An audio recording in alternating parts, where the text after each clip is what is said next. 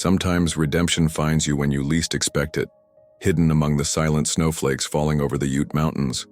Ethan Walker, a veteran scarred by the Civil War, never imagined that morning fate would come knocking, in the form of a family lost in the storm.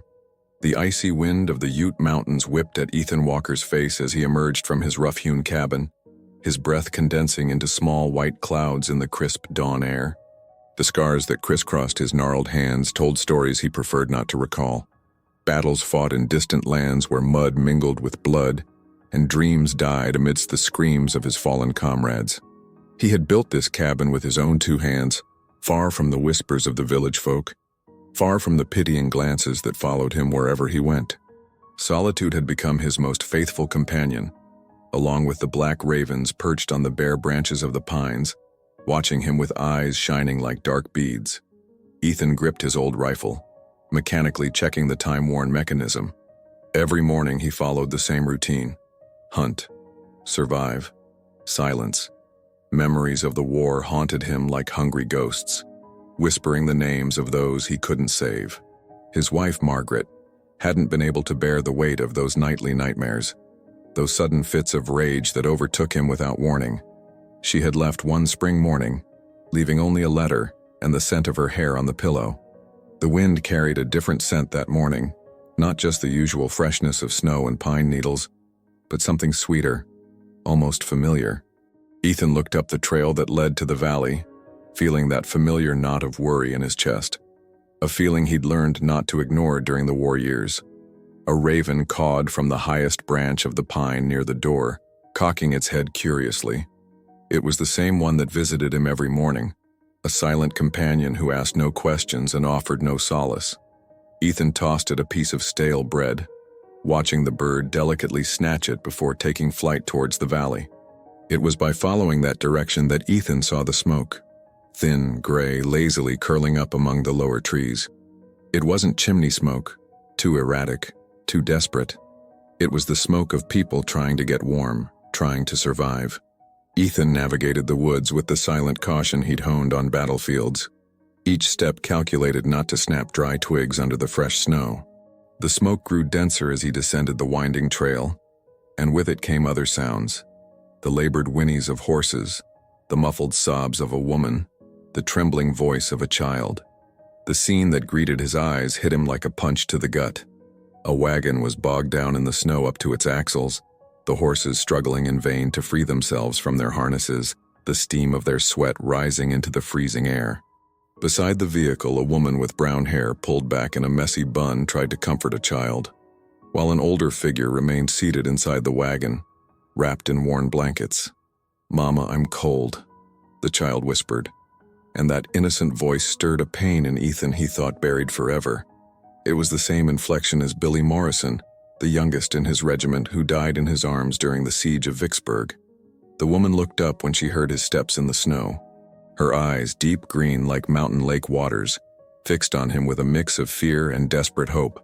Her face was etched with pain, her cheeks red from the cold, but there was a dignity in her that even misfortune couldn't diminish. "Please," she said, her voice cracking. "We need help. My mother is sick and my son." Ethan stood still for an instant that felt eternal. Every fiber of his being screamed at him to turn back, to return to his protective solitude, to not get mixed up in business that wasn't his. But the child looked at him with those wide, frightened eyes, and in the wagon, the older woman had begun to cough, a dry, painful cough that echoed through the trees. "How long have you been here?" he finally asked. His voice, unaccustomed to speech, was hoarse.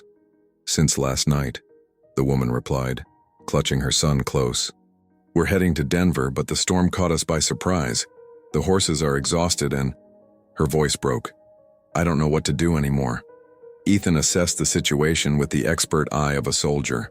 The wagon was too heavy to pull out easily. The horses were at the end of their strength, and the clouds on the horizon promised more snow before sundown. If he left them there, they wouldn't survive the night. A raven landed on a branch above, cawing once before taking flight north towards his cabin. It was as if it too knew the answer Ethan would give. "Just take what you absolutely need," he said at last, surprising himself. "My cabin isn't far. We'll come back for the wagon when the weather clears." The gratitude that shone in the woman's eyes was more blinding than the snow that continued to fall. Ethan's cabin had never felt so small. Rachel helped her mother, Agnes, settle on the bench by the fireplace, while little Jacob explored with curious eyes this rustic space that smelled of burnt wood and solitude. The walls were adorned with animal hides and hunting tools, but there was no trace of family life.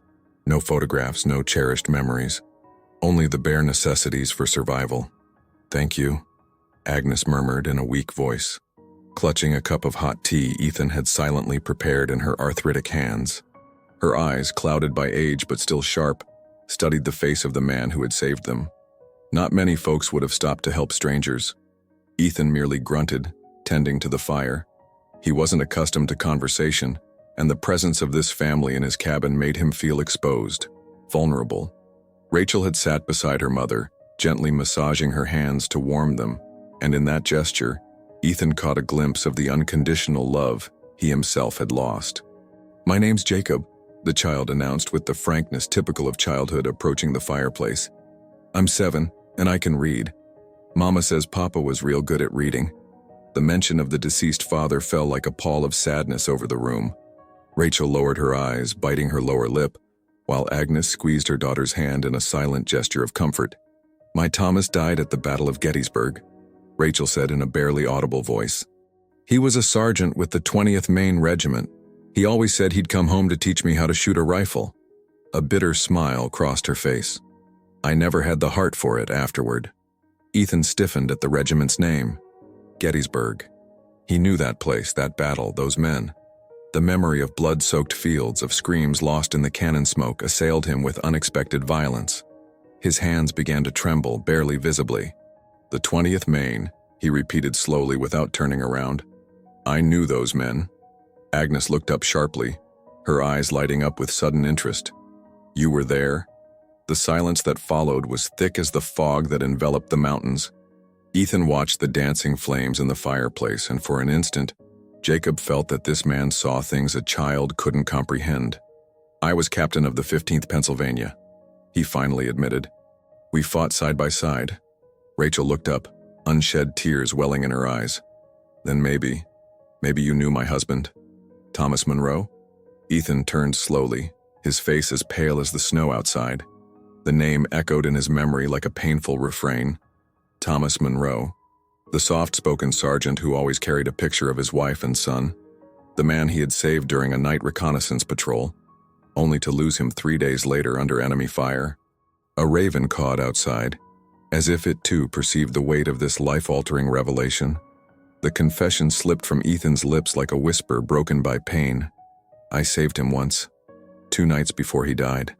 Rachel shot up, the cup slipping from her hands, shattering on the wooden floor. The ceramic shards scattered like solidified tears at her feet, while her face turned a deathly pale. "What did you say?" Her voice was barely a whisper. Ethan closed his eyes, letting buried memories resurface like blood from a reopened wound. It was a night patrol. The Confederates had a hidden position among the trees. Thomas and 2 other men had fallen into an ambush. He turned to her, his eyes shining with undigested pain. "I pulled him out of there. He was wounded in the shoulder, but he could still walk. He showed me your photograph." Agnes pressed a hand to her chest, her breathing growing more labored. Jacob, not fully grasping the gravity of the moment, moved closer to his mother, his eyes wide with worry. "He told me about you," Ethan continued, his voice cracking. "How he met you at a village fair. How Jacob loved stories before falling asleep. He said that when the war was over, he'd build a house with his own hands, with a garden for you and a swing for the boy." Rachel sank onto the chair, her hands trembling violently. And then, 3 days later, during the final assault, a cannon blast. There was nothing to be done. Ethan stepped away from the fireplace as if the heat of the flames had become unbearable. I held his hand as he died. His last words were for you. "Tell Rachel that love never dies, even when the heart stops beating." The silence that fell over the cabin was heavy with unexpressed emotions. Outside, the wind had stopped howling, as if even nature respected this moment of revelation. Agnes reached for her daughter, but Rachel was too overwhelmed to notice. "That's why you're here," Agnes finally said, her voice resounding with ancient wisdom. In these mountains, far from everything, you carry the weight of the war like my son-in-law carried the love for his family. Ethan nodded slowly. I can't forget the faces of those who never came home. Thomas was a better man than me. He deserved to live. Nobody deserves to die in war, Rachel murmured, finally looking up at him. But you saved him once. You gave him 3 more days to hope, to dream of coming home to us. A raven landed on the windowsill, observing the scene from outside with its sharp black eyes. For an instant, Ethan had the strange feeling that it was Thomas himself watching over them, blessing this impossible encounter that transformed pain into something greater than suffering. Jacob approached Ethan with the spontaneity of innocence. Thank you for helping my papa, he said simply, taking the man's calloused hand in his warm little fingers. The following days slipped by with an unexpected gentleness, like honey poured over an old wound. The storm had made the trail to the valley impassable, forcing the Monroe family to stay in Ethan's cabin longer than planned.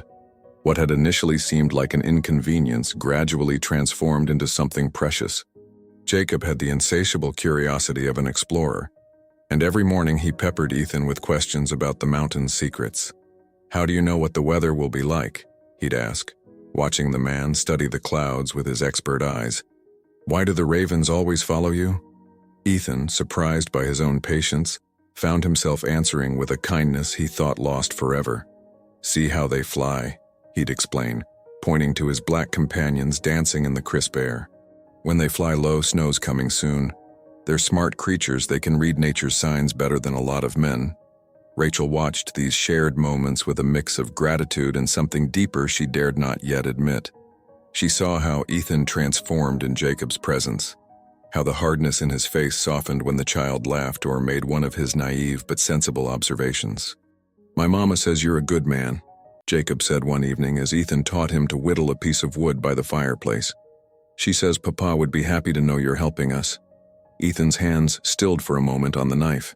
Your father was the good man, Jacob. Me. I'm just trying to do the least damage possible. But you saved us, the child insisted, his eyes shining in the firelight. And you're teaching me things Papa didn't have time to teach me. Rachel felt her heart clench at this innocent confession. She noticed Ethan had the same reaction, a flash of pain and tenderness crossing his scarred face. Agnes, from her armchair by the fire, observed every interaction with the wisdom of someone who had lived long enough to recognize miracles when they happened. Ethan, she said one evening while Rachel helped Jacob get ready for bed, may I ask you a personal question? He nodded, poking the fire with an iron poker. Have you ever thought that maybe you're not here by chance? That perhaps Thomas, in some way, guided our steps to you? Ethan remained silent for a long time, the wind whimpering softly around the cabin like a mountain lullaby. I don't much believe in destiny, Ma'am Agnes. I've seen too much of chance's cruelty for that. And yet, the elderly woman countered with a gentle smile, you're the only man for hundreds of square miles, and we found ourselves right here, in the snow, at your doorstep. That night, Ethan stayed awake listening to the quiet breaths of the family sleeping in his home. For the first time in years, the silence wasn't heavy with painful memories, but filled with a peace he'd forgotten existed. The calm was shattered by the sound of horse hooves climbing the trail. Ethan stiffened immediately, the soldier's instinct waking like a hibernating beast. It was too early for the snow to have melted enough for easy travel, and yet someone was riding up to his cabin. Stay inside, he ordered Rachel in a voice that brooked no argument, grabbing his rifle from the gun rack by the door. Keep Jacob away from the windows. The man who appeared among the trees had the familiar face of a village regular, Walt Grissom, the old trapper who, every now and then, ventured into the mountains to trade furs and news. But there was something different in his movements, a tension Ethan recognized at once. Ethan, Walt called out with a forced smile, dismounting his horse with calculated gestures. Didn't expect company in this weather, eh? Walt. Ethan didn't lower his rifle. What brings you here? And how did you get through all this snow? Oh, I know these trails better than anyone, the man said, his eyes darting nervously around the cabin. Heard tell you might have found some visitors, a family in trouble. Ethan felt his blood run cold. He hadn't told anyone about the Monroe family's presence. I don't know what you're talking about. Walt laughed. but the sound was shrill like a raptor's cry. "Come on, Ethan. The tracks in the snow don't lie. A wagon, horses, a woman's, and a child's footprints." He took a step closer, casually placing his hand on the butt of his pistol. "There are some folks mighty interested in finding them." "What kind of folks?" Ethan's voice dropped to a dangerous low. "The kind who pay well for information, especially about a certain Mrs. Monroe traveling with some very sensitive documents." Inside the cabin, Agnes had shot up, her face paling at the mention of the documents. Rachel joined her, whispering, "Mama, what does he know about those documents?" The elderly woman trembled, her hands nervously fumbling through the folds of her skirt. "In the strongbox," she whispered. "They're your father's letters. Letters that could compromise some important people if they fell into the wrong hands." Outside, the conversation between Ethan and Walt grew more strained. "There's no family here," Ethan said firmly, but Walt shook his head with a sly smile. "See, the problem is my friends are mighty sure otherwise, and they're the kind of folks who don't take no for an answer." Walt took a step back, reaching for his pistol. "They sent me as a scout because I know you, Ethan, because they hope you'll be reasonable." Just then, a raven cawed loudly from above, and Walt instinctively looked up. That was all Ethan needed. In one fluid motion, he struck the man with the butt of his rifle, knocking him cold. When he re-entered the cabin, his face was set like stone. "We have to leave right now." Rachel looked at him with frightened eyes. Who were those people he was talking about? Agnes rose slowly, the weight of her secrets finally too great to bear in silence. "It's my fault," she murmured. "It's entirely my fault." Agnes sank onto the chair, her hands trembling as she pulled a bundle of letters yellowed with age from a leather purse. "My husband wasn't just a soldier," she confessed, her voice broken. "He was also a courier. He carried secret dispatches between Union generals." Rachel stared at her mother in disbelief. "Papa never told me any of this." "Because it was too dangerous," Agnes replied, caressing the letters as if they were sacred relics. "These contain information about betrayals, about officers who sold information to the enemy, about fraudulent contracts for military supplies, names of people who now hold positions of power and who would do anything to keep these secrets buried deep." Ethan studied the documents with an expert eye, recognizing some of the names mentioned. "Why did you keep them all these years?" "Because my husband made me promise to deliver them to the Denver newspaper if anything happened to him. He said the truth had to come out sooner or later." Agnes wiped her eyes with a worn handkerchief. "But then he died and I didn't have the courage. Until now." Jacob approached his grandmother, confused by the weight of the adult's revelations. "Grandma, are we in a fix?" Before Agnes could answer, Ethan moved to the window, peering down the trail through the curtains. "Yes, Jacob, we're in a fix, and we need to hurry." As they hastily packed a few essential items, Ethan explained his plan. "I know a cave higher up on the mountain. It's hidden and easy to defend. I'll take you there while I figure out how to resolve this situation." "What about Walt?" Rachel asked, glancing at the still unconscious man tied up outside the cabin. "When he wakes up, he'll tell his friends he didn't find anyone here. But they won't buy it for long." Ethan loaded the last of the luggage onto the makeshift sled he'd built. "They already sent Walt as a scout. The others won't be far behind." If you're gripped by this captivating story, we invite you to subscribe to our channel so you don't miss what happens next in this moving mountain adventure. As they prepared to leave the cabin that had become a temporary refuge, a flock of ravens flew up from the surrounding pines, their black wings stark against the gray sky like storm omens. Ethan watched them carefully. They flew south, in the opposite direction from where they were headed. "That's a good sign," he told Jacob, who watched the birds with fascination. "They're telling us the way is clear." But as the small procession moved away from the cabin, none of them noticed the fresh tracks in the snow on the east side of the trail, tracks that belonged neither to Walt nor to them. Someone else had already found their refuge and was watching them from afar, waiting for the opportune moment to act. The cave opened in the rock like a dark, inviting maw, hidden behind an icefall that shimmered like crystals in the pale winter sun. Ethan had discovered this refuge years earlier, during one of his most solitary hunting trips, and he had always known that one day it would prove useful. "It's bigger than it looks," he told Rachel as he helped her settle Agnes on a pile of bear hides he always kept in this emergency cave. And there's a freshwater spring in the back chamber. Jacob immediately explored the surroundings with the enthusiasm of an adventurer, his small hands tracing the rock carvings left by the natives long ago. Look, Mama, there are horses painted on the wall. Those are bison, Ethan corrected with a hint of a smile, lighting a small fire in a natural depression that served as a rudimentary chimney. The Utes came here for sacred ceremonies. They said this place was protected by spirits. Agnes settled more comfortably, watching how Ethan moved with military precision to make the cave habitable. Did you ever live here? For a few weeks, the first winter after the war, he admitted, arranging weapons and ammunition in strategic positions. When I couldn't yet stand to have a roof over my head, Rachel watched him as he worked, noting how each of his movements was calculated, efficient. There was a deadly grace in his movements that fascinated and frightened her all at once. What will you do now? Ethan stopped, his hands stilling on the rifle he was cleaning. I'll go back to the cabin. If these men are who I think they are, they won't be satisfied with Walt's story. You can't face them alone, Rachel protested firmly, her green eyes shining with fierce determination.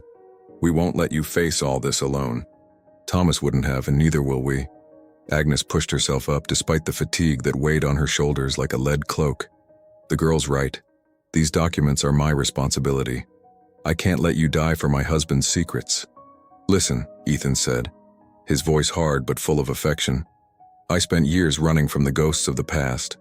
But you reminded me why it's worth fighting. Not for revenge, not for anger, but to protect what we love. Jacob approached, his big eyes full of a wisdom that shouldn't belong to a 7-year-old. My papa said brave men aren't those who aren't scared, but those who do the right thing even when they are scared. The child's words struck Ethan to his core. He heard the echo of Thomas in those words, the memory of the sergeant who had kept the regiment's spirits up even in the darkest times. A sudden noise made them all stiffen. Heavy footsteps in the snow just above the cave. One of Thorne's men was walking dangerously close to the hidden entrance. There's something odd about this waterfall, a gruff voice said. The ice doesn't look natural. It's too uniform. Ethan grabbed his hunting knife, preparing for the worst. If the man had discovered the entrance, there would be no time for explanations or elaborate strategies. But then something unexpected happened. An explosion of cause filled the air, and through the curtain of ice, Ethan saw a flock of ravens rise from the trees, flying directly towards the investigating man. The individual cursed, covering his face, and quickly moved away from the waterfall. Damn birds, he shouted, his voice fading. Marcus, these ravens are attacking me. Rachel looked at Ethan in astonishment. It's like they're protecting us. The Ute spirits, Agnes murmured with a mysterious smile. I always told my husband there are forces in this world that are beyond us. But Ethan knew they couldn't rely only on luck and ravens. As night fell over the mountain, he made a decision that would change everything. He turned to Rachel, gently taking her face in his calloused hands. There's a trail that leads from the back of the cave. It goes to an old abandoned fort on the other side of the mountain. If I don't come back, you will come back. Rachel interrupted him, her voice firm despite the tears shining in her eyes. You have to come back. Because now you're our family, Ethan Walker. And families, they never abandon each other. Night enveloped the mountains like a black cloak sprinkled with stars, and with it came the moment Ethan had both dreaded and desired. It was time to face his demons from the past, not for revenge, but to protect the future he had learned to dream of again. Don't forget, he told the others as he checked his weapons one last time. If you hear gunshots, take the trail behind the cave and head for the fort. Don't wait for me, don't come back, promise me. Agnes took Ethan's hand in her fragile but surprisingly strong fingers. Young man, I've lived long enough to recognize a hero when I see one. My husband would be proud to know his wife and granddaughter are in your hands. Rachel said nothing, but her eyes spoke more than 1,000 words. She approached him, and, with a tenderness that almost broke Ethan's heart, she brushed his cheek with her lips. For Thomas, she whispered, and for us. Jacob ran to him and hugged him tight, his small body trembling against the man's legs. When you come back, will you teach me to whistle like the ravens? I promise you, kid, Ethan said, his voice rough with emotion. He stepped out of the cave into the freezing dark of the night, all his senses on alert. He knew these mountains like the lines on his own hand. Every rock, every tree, every sound the wind carried through the peaks. But Thorn was not an enemy to underestimate. He had the same military experience, the same deadly determination. The first encounter happened near the clearing where his old cabin stood. Ethan had anticipated Thorn would post his men there, using the structure as a base of operations. What he hadn't anticipated was seeing the flames devouring his home. "I was waiting for you, Walker." Thorn's voice resonated in the darkness, laden with that familiar arrogance. "I knew you wouldn't resist taking a look."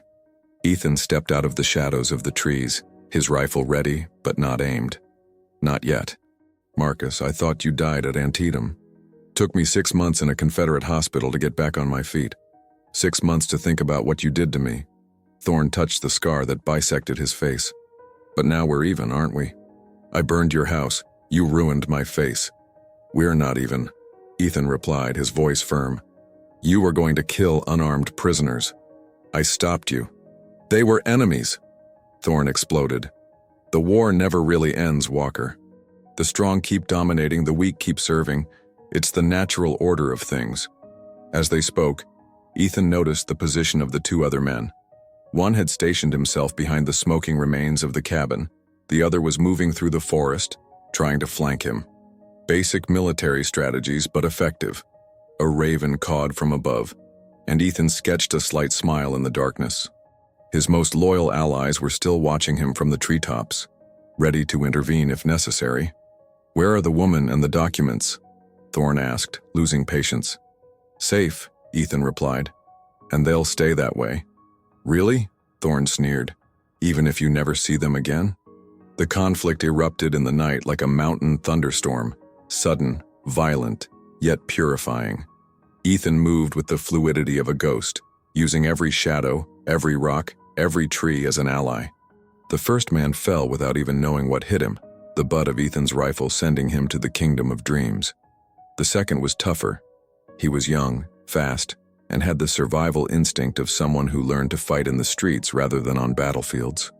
But Ethan had something the boy didn't. He had something worth living for. "Stand down, kid," he told him, holding him at gunpoint. "This isn't your war." The young man dropped his weapon, his hands trembling in the freezing air. "Thorn pays me good," he stammered. "I don't have a choice." "You always have a choice," Ethan replied, before knocking him out with a precise blow. Now only Thorn remained. He found him in the clearing where the cabin once stood, standing among the smoking ashes of what had been Ethan's refuge. In the flickering light of the embers, the scar on his face seemed like a fissure in reality itself. "Good," Thorn said, tossing his pistol away in a theatrical gesture of defiance. "Just like old times, man against man." Ethan did the same, placing his rifle on the snow. Not to honor Thorn's challenge, but because he knew it had to end in a way that allowed them both to find some kind of peace. They faced each other in the circle of light from the dying flames, two old soldiers carrying the weight of a war that never truly ended. Thorn attacked first, his fists moving with the deadly precision learned on battlefields. But Ethan no longer fought with the blind rage of the past. He fought with the determination of a man who had found something precious to protect. The fight was brief, but intense. Thorn was still strong, but rage made him predictable. Ethan parried a right hook, countered with an uppercut that sent his opponent to the ground. Thorn lay on the snow, blood flowing from his broken nose, but his eyes still full of hatred. "Kill me," he hissed. "Finish what you started at Antietam." Ethan leaned over him, and for an instant Thorn saw something in his eyes he didn't expect. Pity. "No, Marcus," Ethan said wearily. "The war is over, for both of us." He stood up, collecting the vanquished men's weapons. "You have a choice to make. You can keep living in the past, or you can try to build something new. But don't torment innocent people any longer." As he walked away, Thorn shouted after him, "It's not over, Walker. It never will be." But Ethan didn't look back. He had learned that some ghosts must be left behind no matter how loud they scream. A raven cawed from above, a sound that now seemed almost like approval. Then it spread its black wings and flew towards the cave, guiding Ethan home. The return to the cave was like emerging from a nightmare into a sweet dream. Ethan called their names as he approached the icefall, and the response he received, a chorus of voices lifted by joy and relief, was the most beautiful music he had ever heard. Rachel was the first to reach him, running through the curtain of ice with a grace that defied the slippery ground. She threw herself into his arms with an intensity that spoke of fears endured and hopes realized. I thought you'd never come back," she whispered against his chest, tears freezing on her cold, red cheeks. "I made you a promise," Ethan replied, holding her tight. "And I've learned that promises made to family are sacred." Jacob arrived right after, launching himself against Ethan's legs with the enthusiasm of a pup. "You won! You beat the bad guys." "I didn't win, Jacob," Ethan said, lifting the child into his arms. "I just chose not to lose what's important." Agnes watched them from inside the cave, leaning against the rock wall, but the smile that lit up her wrinkled face was brighter than the stars above their heads. "And now?" she asked when they were all gathered around the small fire. "Where will we go?" It was the question Ethan had both dreaded and desired. For years he had lived alone, convinced that isolation was the only remedy for his wounds. But looking at those three faces that gazed at him with trust and affection, he understood that true healing came from connection, not solitude. "The documents still need to be delivered to Denver," he said slowly. "Agnes is right. The truth has to come out." "And after Denver?" Rachel asked, her voice laden with a hope she dared not fully express. Ethan looked through the cave opening, towards the mountains that had been his prison and now seemed like a temple. "After Denver, well, I suppose we'll have to find a place to build a new home. A real home this time." "With a garden?" Jacob asked, his eyes shining. "With a garden," Ethan confirmed. "And a swing," the child insisted. "And a swing," Ethan replied, remembering the words Thomas had shared with him that distant night on the battlefield. Agnes slowly got up, pulling the bundle of letters from her purse. "Then we'd best start our journey. These letters have waited long enough." As they prepared their belongings for the last time, a raven landed at the edge of the cave, cawing softly as if to say goodbye. Ethan looked at it with gratitude, recognizing in that sound no longer a song of loneliness, but a song of blessing. "Thank you," he murmured to the bird, which tilted its head once before taking flight towards the dawn, painting the horizon pink. The Walker family, for now he knew what they'd become, began their descent towards the valley, towards Denver, towards a future that tasted of hope and smelled of home. 6 months later, Denver embraced spring with a joy reflected on the faces of people in the streets. The newspaper had published Agnes's letters to wide attention, and many heads had indeed rolled. Just as the woman had predicted, corruption had been brought to light, and the country had begun a healing process that would last for years. But for Ethan Walker, true healing had begun much earlier, in a mountain cabin where he had learned that the human heart has an infinite capacity to regenerate when nourished by love. The small house they had built on the outskirts of Denver wasn't grand, but it had everything they had dreamed of. A garden where Agnes cultivated her medicinal herbs, a swing Ethan had hung from the big oak in the yard, and most importantly, the warmth of a real family. "Ethan," Rachel called from the porch, wiping her hands on her apron. "Jacob's still trying to teach the ravens to talk." Ethan looked up from the fence he was mending, smiling as he saw the child, now taller and more confident, gesticulating animatedly toward a raven perched on a low branch. The same raven that had followed the family from the mountain to the town like a faithful guardian. "It's not working," Jacob cried with comical frustration. "He just caws instead of saying hello." "Maybe he prefers his own language," Ethan suggested, approaching his son, because now he considered him that in every way. "We don't all have to speak the same way to understand each other." Jacob thought about it for a moment, then nodded sagely. "Like when Grandma speaks German and I still understand she loves me." Agnes, sitting in her favorite rocking chair, chuckled with that crystal-clear laugh she'd only found again after seeing her secrets transformed into justice. "That boy's going to be a philosopher," she told Rachel. "Or a raven whisperer," Rachel added with a smile, taking a moment to observe the scene. Her son playing peacefully, her mother finally at peace, and the man who had saved them all by saving himself. That evening, as the sun set behind the distant mountains, the family gathered around the kitchen table. Ethan looked at the faces illuminated by the golden light of the oil lamp. Agnes telling one of her stories from the old country. Jacob listening, eyes wide. Rachel serving dinner with that natural grace that charmed him every day. "What are you thinking about?" Rachel asked, noticing his contemplative gaze. "I was thinking about Thomas," Ethan replied honestly. "How proud he'd be to see the kind of man Jacob is becoming. And how—" He paused, searching for the right words. "I truly believe he guided us to one another." A raven cawed softly outside, as if adding its blessing to these words. Rachel got up and approached him, placing a hand on his shoulder. "And I think you're exactly where you're meant to be now." As night enveloped their little house, Ethan Walker, ex-soldier, ex-exile, now a father and husband, understood that redemption doesn't arrive like a bolt of lightning, but like dawn, slowly, gently, illuminating everything it touches. Outside, a raven sang one last time before falling silent, and the sound was no longer one of loneliness, but of completeness. If this story tugged at your heartstrings, subscribe to our channel for more touching tales. Give us a thumbs up if you enjoyed this journey into the Ute Mountains, and tell us in the comments where you're listening from. Every story finds its home in the heart that welcomes it.